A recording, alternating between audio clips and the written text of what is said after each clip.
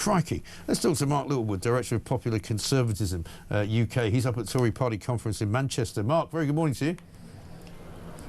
Good morning, Mike. Good to be with you. I mean, you can tell things are ratcheting out of control in the economy when you're going to have to fork out £150 for a turkey at Christmas.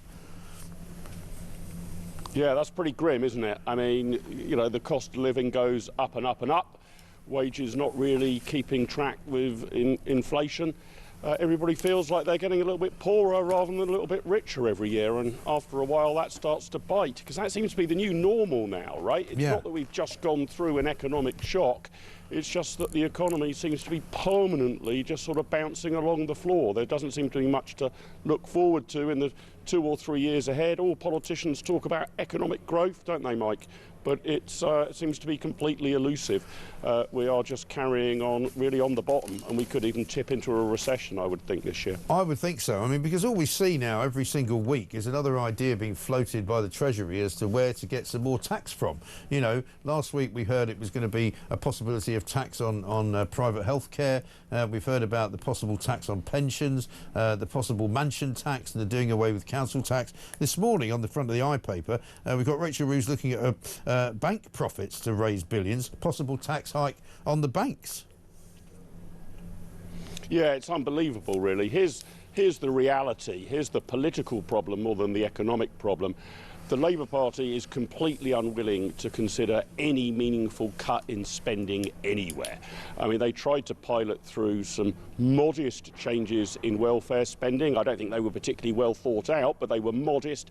Couldn't get that through their backbenches. So if they're not even going to be able to trim government spending, the fact of the matter is, Mike, that they're bound to reach for the tax lever, right? Because we've got a huge deficit. You can't borrow anymore. So they are scurrying around working out what on earth they can tax that isn't nailed to the floor. I mean, they're probably going to end up taxing things that are nailed to the floor, because otherwise you start moving your assets away. So I fear there might be quite heavy taxes on property coming up, right? Because it's pretty hard to hide your house or move it out of the country. So I think you should be braced for that if you've got a valuable property. But yeah, there is definitely now going to be yet a further tax grab, as if our problems weren't big enough in the economy, that government spending, which tends to be fairly inefficient, is so high. Taxes are the highest since the Second World War. No wonder there's no growth, right? We need to get that into reverse, start to get spending down, then you can get taxes down, then the economy and the private sector can breathe. But I'm afraid Rachel Reeves and the Labour government appear to have no appetite for that, or if Rachel Reeves does have any sort of appetite for it, her backbenchers aren't willing to countenance it in any way whatsoever. No, I mean, they've already tried to save what is considered to be a fairly measly amount of £5 billion on the welfare budget, and they couldn't even get that done. It wasn't really even a saving, it was a promise not to spend it, more than it was actually a slashing and burning, you know. But it seems to me now that if you mentioned the housing market there, I mean, that's a great example of what has now just completely stagnated, and it's stagnated largely due to the Labour government's policies. You know, the stamp duty increase has caused many people to decide just not to move house because they don't want to pay the extra amount of money. I mean, Labour this morning in the papers are promising to make it faster for house buyers to move home, basically saying that they're going to save buyers hundreds of pounds under proposals that require vendors and agents to take on the burden of legal paperwork before a sale starts. I mean, it says here it comes amid fears of a downturn in the market. People that I talk to in the property market say it's not a downturn, it's completely flat. There's no market right now. Yeah, I think that's right, Mike. And of course, the even bigger problem is, and you can't blame all of this on the Labour government over the last year, we need to look back over the last 20 or 30 years, is supply has not caught up with demand, right? We just have been feeble at building new homes. So Labour had this target, I think it was at 1.5 million over this Parliament. Well, that wouldn't even keep pace with population growth. So we haven't even got a construction sector that is seriously underway. I mean, I think in an ideal world, you need a slow and steady approach to building many more homes, which would tend to mean actually that house prices fall over the longer term. You don't want an immediate collapse. You don't want people who have still got a mortgage to fall into colossal negative equity. But unless we build, then I'm afraid that this problem of young people failing to get on the housing ladder, you're having to save up until you're in your 40s to get on the housing ladder, especially if you're in London and the South East. That's going to be a perennial feature of the British economy, and not a healthy one. because we want more and more homeowners and more people having a stake in the system. Well, we've probably wiped out a generation from that already because house prices are so expensive. So again, you've got all of this tinkering with stamp duty, all of the rest of it, probably deterring people from downsizing their homes, so not freeing those sort of properties onto the market, and no ability, I think, to get anywhere close to the 1.5 million homes target that Labour has set, and even that 1.5 million target is insufficient. So we're not making strides forward in any of the areas that we need to. So, as usual on your show, Mike, I have to tell you, I think things are slowly but surely going to get worse. I'm afraid. Quite. And the tinkering around the edges is no more in view than this morning. Very, very clear from Keir Starmer's perspective. He's put out his first tweet since Saturday, just a few moments ago, at 8:01, just on this very subject. He says, "I promised that my government would fix the broken housing system. Get this, buying or selling a home will be faster, unlocking the dream of home ownership and allowing hard-working people to focus on the next chapter of their lives." That's national renewal. No, it isn't. That's just complete and utter out-of-touch nonsense. You've just described the housing market as flat. I mean, I would call it even worse than flat. I'd say it's been completely destroyed. He's talking about buying or selling a home faster, which he won't be doing because people aren't buying houses because they either can't afford it or they're waiting to see what happens in November. It won't be faster because all he's saying is that they're going to make upfront payments become something which isn't an impediment to buying houses. It's just rubbish. Yeah, I mean, I think that the problem, one of the many things, Mike, that frustrates me about this Labour government is that the Prime Minister and the Chancellor seem to think if they wish hard enough, they can make certain things happen. Yeah. I mean, they seem to be just wishing for there to be economic growth. Keir Starmer, in that tweet you just quoted, is just wishing for a better housing market. Right. There's no tough policy decisions to really back that up, and I'm afraid you don't get a better housing market or more economic growth just by conducting some sort of rain dance. You actually need some pretty decent economic policies, and we just aren't seeing any of those. At best it's tinkering, usually tinkering in the wrong direction, and that's not enough to kickstart the economy, that's not enough to turn around the housing market, and that's why everything's so sluggish and is going to stay sluggish unless there's a really dramatic change of direction. But neither Keir Starmer nor Rachel Reeves seem to be remotely interested in a dramatic change of direction. They seem more interested in investing in the power of prayer, basically, to hope that things turn around. And exactly. That is not a decent economic strategy. It's really not. I mean, meanwhile, you're at Tory party conference, which by the looks of things so far is not particularly well attended. I've seen various tweets from various members of the media saying it's really dull and dead and not much happening. An awful lot of promises being made as well, but it's almost, I spoke to Mel Stride a bit earlier on about his wish to save 47 billion off the budget as a mix of welfare savings and a cut in foreign aid. We've got Tories on the front page of the Times pledging a tax bonus of £5,000 for people buying their first home, getting their first job. I mean, somebody said to me, they're a bit like the Lib Dems at the moment. They can promise pretty much anything they like because they won't ever be in power to get anywhere near, bringing it in.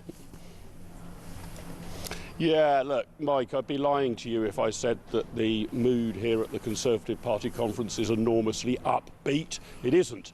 And if it was upbeat, it would be delusional. The party is obviously in an incredibly difficult place in the polls. The Kemi Badenoch strategy is this.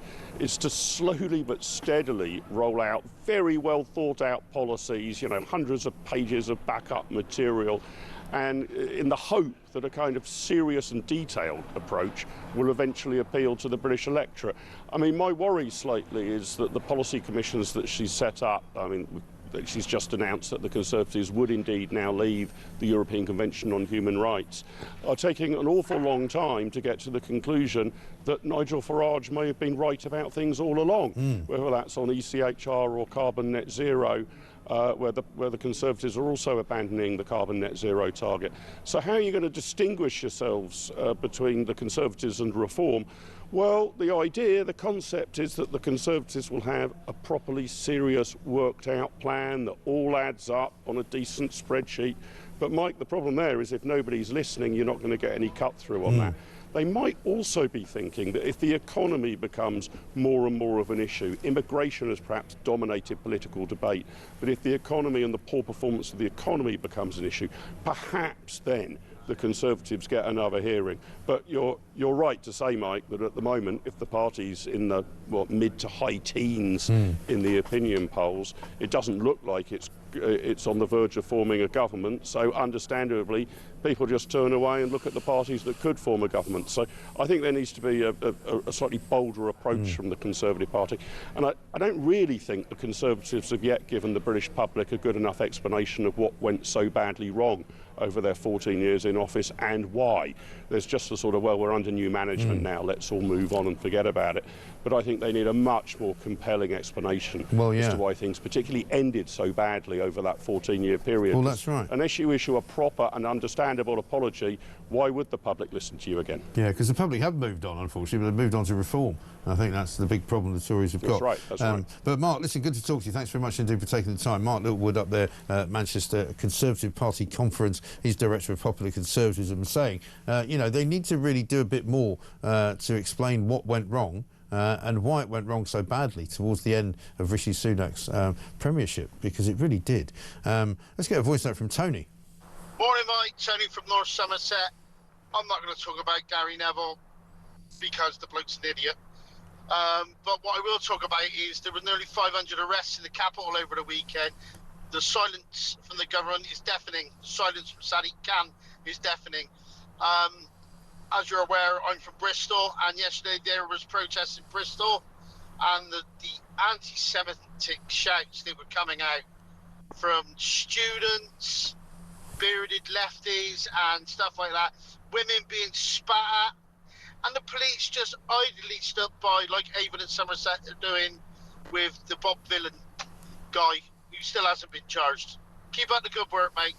Absolutely right, Tony. Thanks very much indeed. This from Lorraine, who says, I'm absolutely disgusted at the sight of Lammy turning up at the Manchester Vigil. This is a man who actively campaigned against Israel. He reinstated funding for UNRWA, known to harbour terrorists, supported the arrest warrant for Netanyahu, placed untold sanctions on Israeli business, and avidly supported the recognition of the State of Palestine. And last week, unforgivably lied directly to the public by linking Nigel Farage to the Hitler Youth. He is present at the vigil was an insult. How dare he spew his vacuous, meaningless support? Well, let's have a reminder of what happened. This was just at the weekend on Friday. David Lammy, unbelievably, was sent up to Manchester to supposedly sympathise with the Jewish community.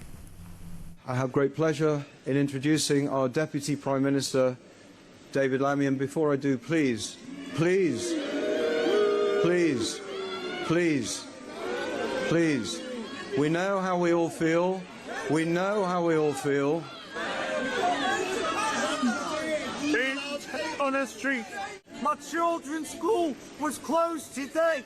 You have allowed this to happen. David Lammy, you have allowed this to happen. You are all guilty of it all. You have allowed Jew hatred in Manchester on the street. You have allowed it. You are all guilty. You do not want you speaking here today. You do not speak. You defeated. Shame on you. Shame on you. Shame on you. Shame on you. Shame on you! Shame on you! Lamentable Lammy, indeed. Coming up later on in the show, we'll be talking about the anti-Semitic flavour of what was going on across the weekend, of course. We'll be finding out from a Jewish leader precisely how bad the BBC has been about all of this as well. This, though, on the subject of the cocaine-snorting OAPs, one from Sue in Essex. Mike, great show. Perhaps snorting cocaine helps to keep you warm in the winter. Keep up the great work. I don't know about that. Mark in Selby says, Mike, you cannot blame the OAPs who are dreaming of a white Christmas. It will take their mind off the dreadful government and perhaps help keep them warm. What's next? Xanax Easter? Yeah, well, you never know, do you? I mean, for some people, there's not much way of looking at it. In fact, in a miserable way. So more OAPs than ever are taking cocaine. Extraordinary.